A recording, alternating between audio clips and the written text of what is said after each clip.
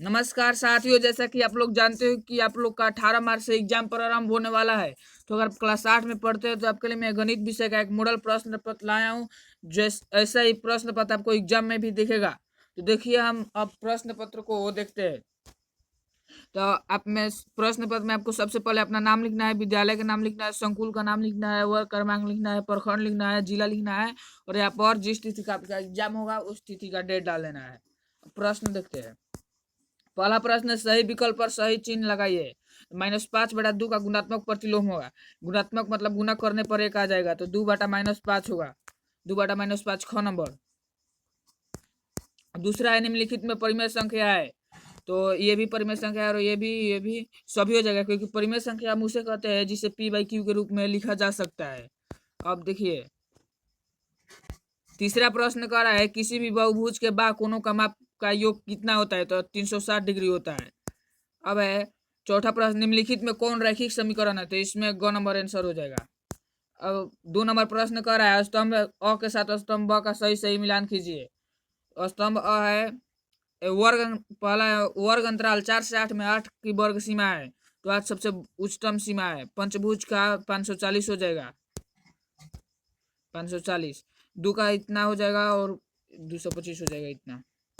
अब है 3 में कोष्टक में सही विकल्प चुनकर खाली जगहों को भरिए। तो -3 - 8 बराबर -11। आयत के दोनों विकर्णों की लंबाई समान होती है, समान। ठीक है। अब है तीसरा नंबर है, एक पासे को फेंक कर 6 आने की प्रायिकता है, तो इसमें हो जाएगा 1/6।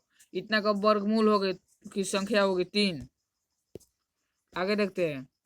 अब देखिए, चौथा प्रश्न कह रहा है कि चार नंबर में बॉक्स में समझकर भरिए। पहला, षष्ठभुज में बनने वाली कुल त्रिभुजों की संख्या होगी, तो इसमें 12 नहीं, इसको आप लोग SW ले लीजिए, जैसा कि ये षष्ठभुज होती है ऐसी इसमें आपको त्रिभुजों की संख्या ज्ञात करनी है।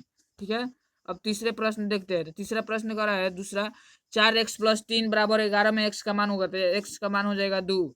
इतना का इतना, तो 449 हो जाएगा। अब 2 घंटे एवं 50 मिनट का सरलतम अनुपात है, तो 2 घंटे में होता है 120, 50, तो 60/25 हो जाएगा। फिर 30/5, 6, तो इसका आंसर हो जाएगा 12/5।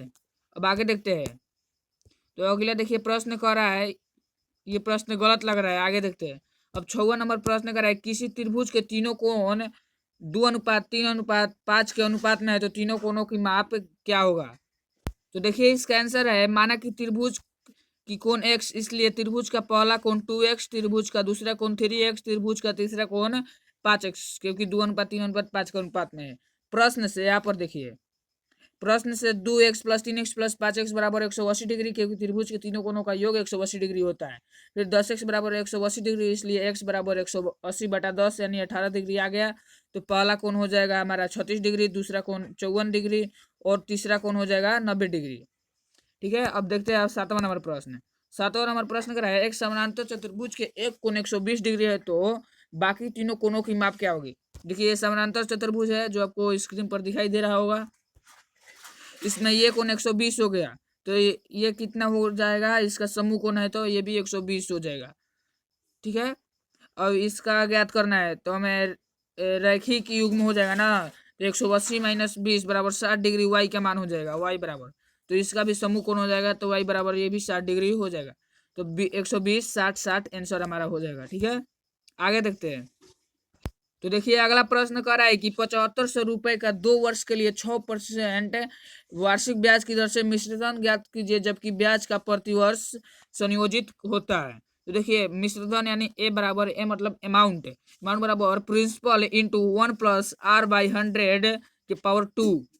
तो देखिए, यहाँ पर ए बराबर 7500 दिया है, कोष्ट है 1 + 6/100, फिर स्क्वायर दिया गया है, तो 7500 गुना 53 हो जाएगा। इसको निकालेंगे तो क्योंकि कट जाएगा ना, ये कट जाएगा,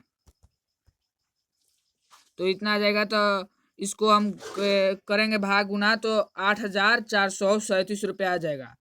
आई होप आप लोग को ये पेपर बहुत अच्छा लगा होगा। और मैं एक होमवर्क दिया था, आप लोग कमेंट में उसका आंसर बताइएगा। धन्यवाद।